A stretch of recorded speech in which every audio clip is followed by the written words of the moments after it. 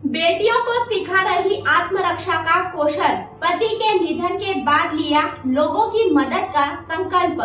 नमस्कार, मैं हूँ रिया पिपलीवाल। आप देख रहे हैं MP7 न्यूज। देखिए पूरी खबर। इन दिनों बंगाल और महाराष्ट्र में बेटियों से दुष्कर्म के बाद पूरे देश में उबाल है। आरोपियों को सख्त सजा देने के साथ लोगों की मांग है कि बेटियों को आत्मरक्षा का कौशल सिखाया जाए।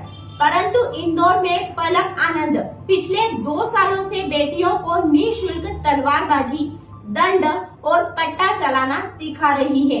वे अब तक 365 महिला बच्चियों को शस्त्र चलाना सिखा चुकी है, जिनमें 5 साल की बच्चियों से लेकर 55 साल की महिलाएं शामिल है। इनका मानना है कि बेटियों को इस काबिल बनाना है कि वे अपने साथ परिवार की रक्षा भी कर सके। स्कूल जानते हैं इंदौर की पलक आनंद की कहानी।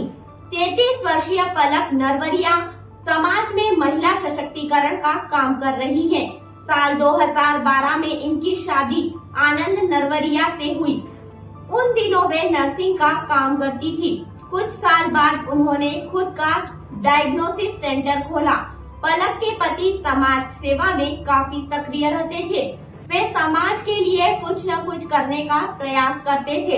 वे चाहते थे कि उनकी बेटी आत्मरक्षा सीखे, परंतु पलक समाज सेवा से काफी दूर रहती थी।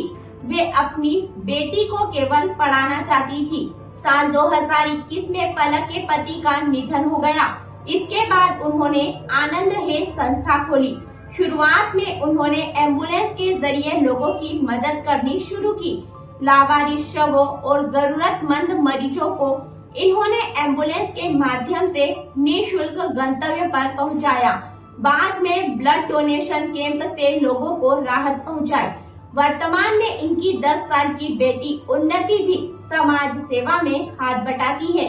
पलक ने बताया कि मेरे पति अपनी बेटी को आत्मरक्षा सिखाने के लिए कहते थे। बाद में जब मैंने इसकी जरूरत समझी तो केवल अपनी बेटी नहीं बल्कि सभी बेटियों को सशक्त बनाने के लिए सोचा, ताकि अपनी और किसी की बेटी पर कोई आंच नहीं आए। 1 अक्टूबर को 11 स्थानों पर लगेगा कैंप। संस्था आनंद शहर में 1 अक्टूबर को 11 जगहों पर आत्मरक्षा के निःशुल्क कैंप लगवाएगी। आत्मरक्षा के निःशुल्क कैंप में तलवार, दंड और पट्टा चलाना सिखाया जाएगा। पलक ने बताया कि बेटियां अपनी सुरक्षा के लिए किसी पर निर्भर न रहे, इसके लिए यह कैंप आयोजित किया जाएगा। उनके अनुसार शस्त्र कला सीख कर बेटियां खुद के साथ परिवार की भी रक्षा कर सकेगी। साल 2021 में पति के जाने के बाद पलक इस चीज को स्वीकार नहीं कर पा रही थी। इसके बाद उन्होंने संस्था को आनंद नाम से खोला। लोग पलक से कहते थे कि अब आनंद इस दुनिया में नहीं है। पलक इस बात को अस्वीकार करती रही। पलक हमेशा मानती थी कि आनंद हमेशा उनके साथ है। इस बात को साबित करने के लिए संस्था का पूरा नाम आनंद है रख दिया। इस वाक्य से आनंद हर समय उपस्थित महसूस होते हैं। पलक ने बताया कि कई जगहों पर पति की मृत्यु के बाद महिला को अछूत समझा जाता है। कुछ दिनों तक उन्हें कोई छूता नहीं है, कोई बात नहीं करता है, एकांत में रख दिया जाता है। मैंने नानी, माँ आदि लोगों को इस कुप्रथा का शिकार होते देखा था। वहीं मेरे पति के जाने के बाद भी मैं अछूती नहीं रही।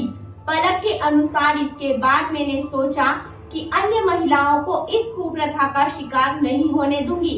इसके लिए मैंने लोगों को जागरूक करना शुरू किया कि इस प्रथा से पति की आत्मा को शांति नहीं मिलेगी। इस प्रथा से किसी का भला नहीं होगा। अब कई लोग इस कुप्रथा को छोड़ने के लिए जागरूक हुए हैं। खबरों की अधिक जानकारी के लिए देखते रहिए हमारे साथ MP7 न्यूज।